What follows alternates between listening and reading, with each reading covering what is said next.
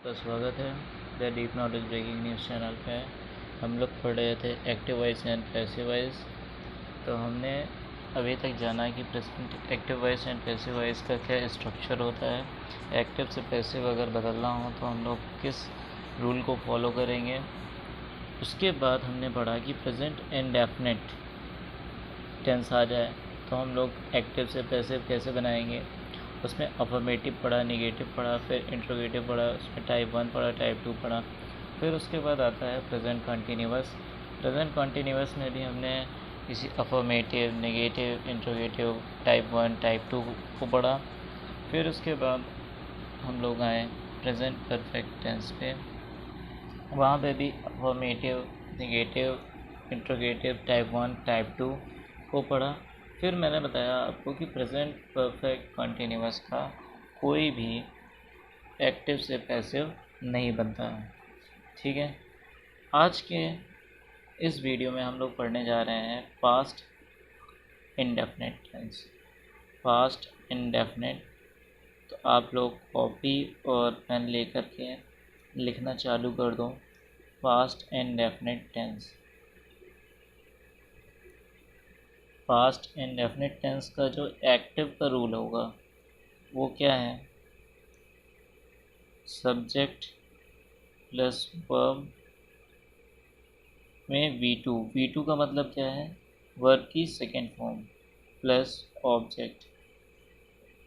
तो इसका जब आप ऐसे बनाओगे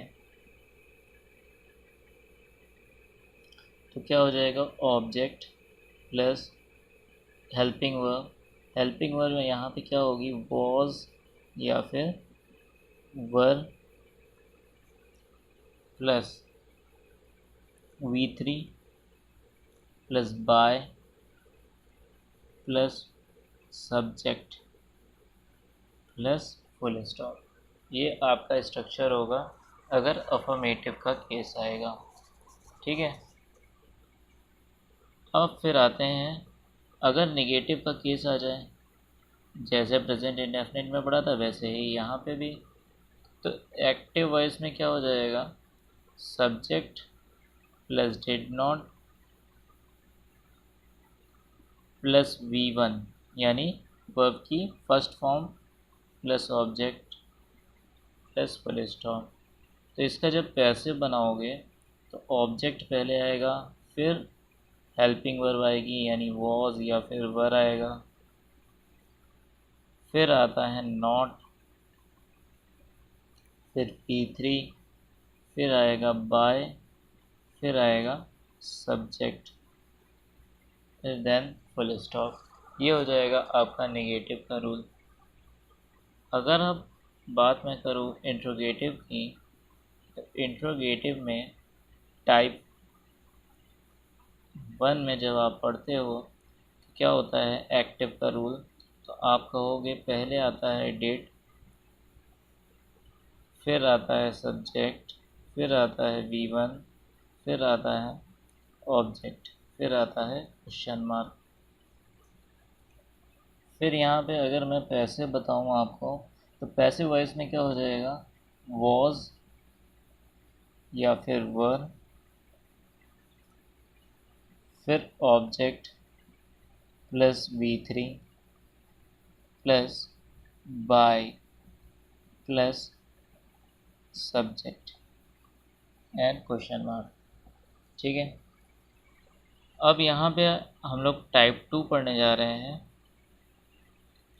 अगर टाइप 2 की बात करूँ एक्टिव वॉइस में तो आपको पता होगा कि सबसे पहले आता है क्वेश्चन वर्ड,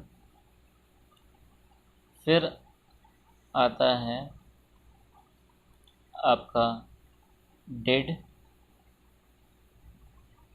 फिर आता है सब्जेक्ट, फिर आता है V1, फिर आता है ऑब्जेक्ट, फिर क्वेश्चन मार्क। इसी क्रम को आगे बढ़ाया जाए यानी पैसिव वॉइस बनाया जाए तो पैसिव वॉइस में क्या हो जाएगा? क्वेश्चन वर्ड, क्वेश्चन वर्ड तो सबसे पहले आ जाएगा, उसके बाद आपको वॉज लगाना है, फिर वर्ड लगाना है, फिर ऑब्जेक्ट, फिर V3, फिर बाय, फिर सब्जेक्ट, फिर प्लस एंड क्वेश्चन। तो ये रूल होते हैं अगर पास्ट एंड डेफिनेट टेंस आपको दे दिया जाए तो आप एक्टिव से पैसिव कैसे बनाओगे। ठीक है, सब्जेक्ट V2 प्लस ऑब्जेक्ट, यानी इसका object plus was verb plus V3 plus by plus subject. देखो यहाँ पर मैं आपको रूल पहले इसलिए बता रहा हूँ क्योंकि जब आप कॉम्पिटिटिव एग्ज़ाम में बैठते हो तो वहाँ पे आपको पूरा लिखा हुआ होता है, केवल आपको टिक मारना होता है। तो अगर आपको रूल याद होगा तो आप ऑप्शन देखो बस आंसर। वहाँ पे आपको ये थोड़ी है कि जैसे दिया हुआ है कि गाम सिंग्स अ सॉन्ग, तो आप वहाँ बैठे हो, आप बोलोगे कि अ सॉन्ग, अच्छा एस या यस लगा है तो प्रेजेंट इंडेफिनिट है। इज़, फिर संग लिखोगे, फिर बाय लिखोगे, फिर राम लिखोगे। तो इतनी देर करते करते तो आप लोग का टाइम निकल जाएगा। तो आपको रूल अगर याद होगा तो आप ऑप्शन देखोगे रूल के अकॉर्डिंग है, बस वही वाला हमारा करेक्ट आंसर है। ठीक है, जैसे यहाँ पे ही दे देगा कि a song is singing by Ram, इस तरीके से ऑप्शन दे दिया। अ सॉन्ग इज संग राम, एक और ऑप्शन दे दिया। तो आप कहोगे कि हमारा पहला वाला स्ट्रक्चर जो है वो फॉलो करता है, तो ये हमारा सही हो जाएगा।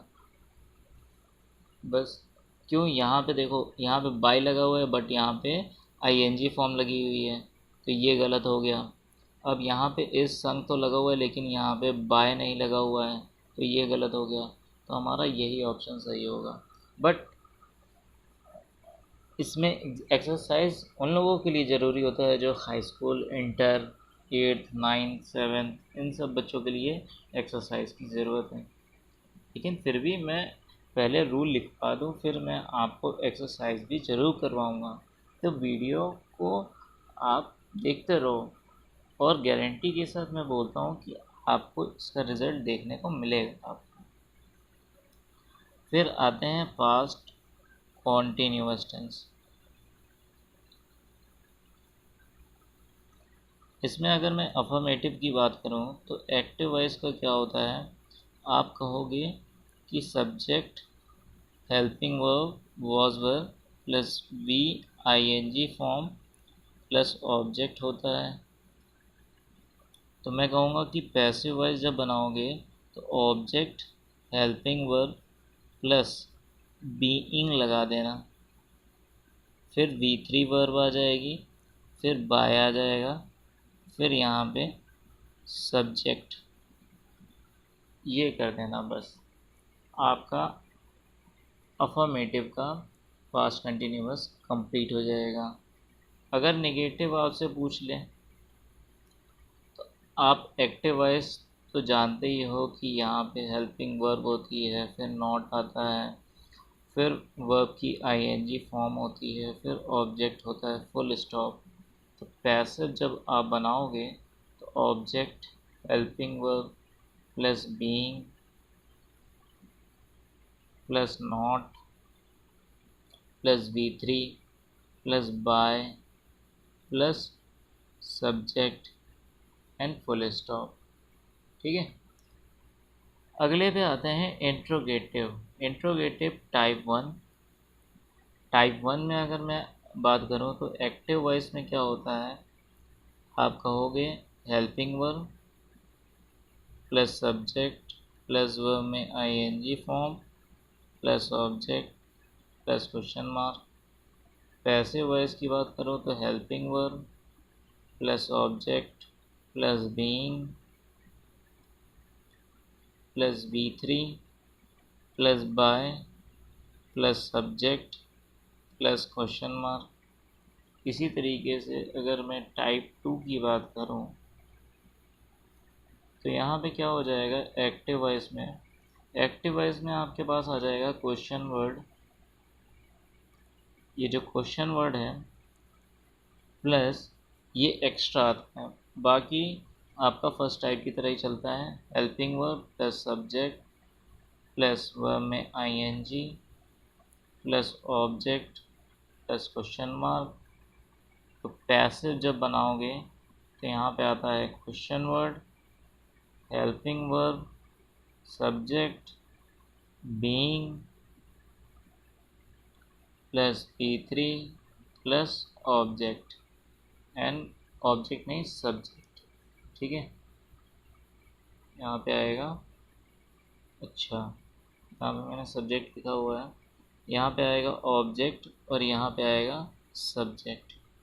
ठीक है, ये आप सही कर लेना। फिर ये तो था आपका पास्ट कंटिन्यूअस, फिर आता है past perfect, past perfect tense. इसमें अगर मैं एक्टिव की बात करूं तो सब्जेक्ट आता है, हैड आता है, P3 आता है, फिर ऑब्जेक्ट आता है एंड फुल स्टॉप। अगर मैं पैसिव की बात करूं तो object had plus been plus V3 plus by plus subject and full stop. अगर इसी में अगर मैं निगेटिव को और ऐड कर दूं तो इसके एक्टिव क्या होगा, subject had plus not plus V3 plus object full stop. Passive voice की बात करूं तो ऑब्जेक्ट प्लस हैड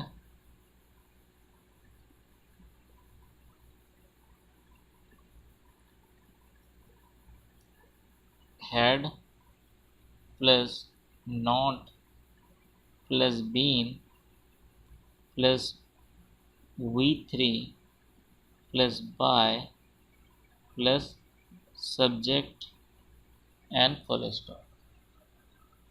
ठीक, ये था नेगेटिव का। अब इंट्रोगेटिव पे आ जाओ। तो इंट्रोगेटिव टाइप 1 की बात अगर मैं करूं, हैड पहले आ जाएगा, फिर सब्जेक्ट आएगा, फिर V3 आएगी, फिर ऑब्जेक्ट आएगा, फिर क्वेश्चन मार्क। अगर पैसिव की बात करूं तो हैड पहले आएगा, फिर ऑब्जेक्ट आ जाएगा, फिर बीन लगा दो, फिर V3 लगा दो, फिर बाय लगा दो, फिर subject and plus question mark. अगर टाइप 2 की बात करूं तो यहाँ पे क्या हो जाएगा, एक्टिव में question word had plus subject plus V3 plus object and question mark. और पैसिव की बात करूं अगर तो क्या हो जाएगा, question word plus had plus object plus been plus V3 plus by plus subject and question mark. ये था पास्ट परफेक्ट टेंस का। फिर अगला आपके पास आता है पास्ट परफेक्ट कंटिन्यूअस टेंस। ये आपके पास आएगा तो इसका पैसिव वॉइस प्रेजेंट की तरह ही नहीं बनता है। ठीक है, अगले पर आ जाओ। ये होता है future, future indefinite tense, future indefinite tense. इसका अगर मैं एक्टिव पूछूं तो आप कहोगे सब्जेक्ट विल या शैल प्लस वर्ब यानी V1 plus object and full stop. इसका अगर मैं पैसिव बोलूँ तो आप कहोगे ऑब्जेक्ट विल या फिर शैल, फिर बीन, बी, विल या shall be, V3 plus by plus subject and full stop. अगर निगेटिव की बात करूं तो ध्यान से समझना निगेटिव को। एक्टिव में क्या आता है? सब्जेक्ट विल या शैल plus not plus V1 plus object and full stop. Passive voice में क्या आता है? ऑब्जेक्ट विल या फिर शैल, फिर यहाँ पे आएगा नॉट, फिर आता है be plus V3 plus by plus subject plus full stop. और अगर मैं अब बात करूँ इंट्रोगेटिव की तो आप कहोगे इसमें तो टाइप 1 सबसे पहले आता है, तो इसका एक्टिव क्या होता है? तो आप कहोगे विल या फिर शैल, फिर आता है सब्जेक्ट, फिर आता है V1, फिर आता है ऑब्जेक्ट एंड क्वेश्चन मार्क। तो पैसिव का हो जाएगा तो विल या फिर shall plus object plus be plus V3 plus by plus subject and question mark. ये हो जाएगा आपका टाइप 1। और टाइप 2 क्या होता है? वहाँ पे क्वेश्चन वर्ड पहले आ जाता है, यानी एक्टिव में, फिर विल आएगा या फिर शैल आएगा, फिर subject plus V1 plus object and question mark. And passive voice में क्या हो जाएगा? क्वेश्चन वर्ड प्लस विल और shall plus object plus be V3 plus by and subject question mark. ये था फ्यूचर इंडेफिनिट। फ्यूचर कंटिन्यूअस की अगर मैं बात करूं, फ्यूचर कंटिन्यूअस टेंस की अगर मैं बात करूं तो इसका पैसिव वॉइस नहीं बनता। इसी तरीके से फ्यूचर परफेक्ट कंटिन्यूअस टेंस का भी पैसिव नहीं बनता है। ठीक है, ये ध्यान रखना। तो इसका मतलब अब हमारे पास बचता क्या है? Future perfect tense. अब केवल एक ही टेंस बचता है, फ्यूचर परफेक्ट टेंस। तो इसका जो रूल है वो हो जाएगा सब्जेक्ट विल और shall plus have plus V3 plus object. इसका ये है एक्टिव। तो पैसिव फॉर्म क्या हो जाएगा? ऑब्जेक्ट विल और shall plus have plus been plus V3 plus by plus subject and full stop. अगर मैं निगेटिव की बात करूं तो बहुत सारे बच्चे अब वीडियो को छोड़ करके ही चले गए होंगे, क्योंकि उनको नॉलेज से मतलब नहीं है। अगर ये रूल आपको आ गया ना तो एक्सरसाइज करने की ज़रूरत नहीं पड़ेगी, मैं बता रहा हूँ आपको।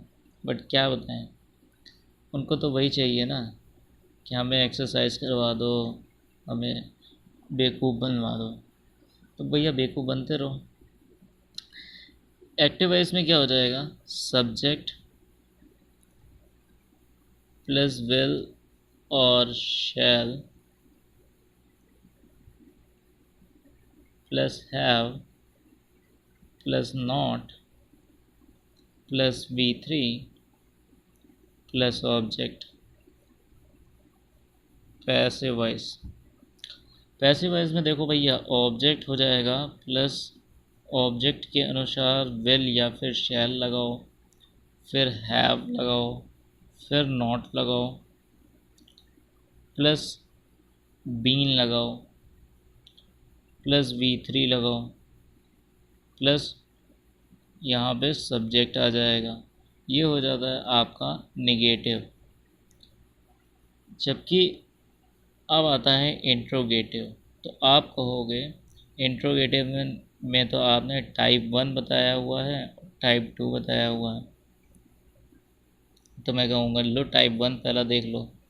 तो एक्टिव वॉइस में क्या होता है, विल या फिर shall plus subject plus have plus V3 plus object plus question mark.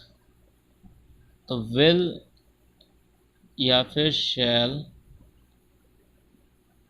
Plus object plus have plus been plus V3 plus by plus subject and question mark. अगर इसी तरीके से मैं अगर टाइप 2 की बात करूं, तो एक्टिव वॉइस जो होगा वो हो जाएगा क्वेश्चन वर्ड प्लस विल और शैल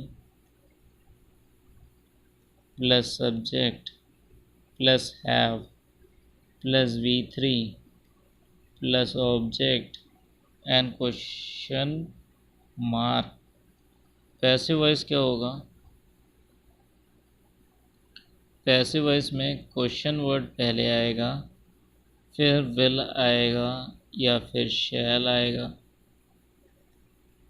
फिर ऑब्जेक्ट आएगा, फिर हैव आएगा, फिर बीन आएगा, फिर V3 आ जाएगा, फिर बाय आएगा, फिर सब्जेक्ट आ जाएगा और क्वेश्चन मार्क। इस तरीके से आपका पूरा का पूरा active voice and passive voice के सभी रूल कंप्लीट हो चुके हैं। इन रूल की आप लोग प्रैक्टिस करो, बहुत ज़्यादा कंठस्थ कर लो। अगर वीडियो अच्छी लग रही हो, आपको एक्सरसाइज सॉल्यूशन चाहिए, तो आप कमेंट बॉक्स में कमेंट ज़रूर करना, फिर मैं एक्सरसाइज की वीडियो भी बनाऊँगा। तब तक के लिए धन्यवाद।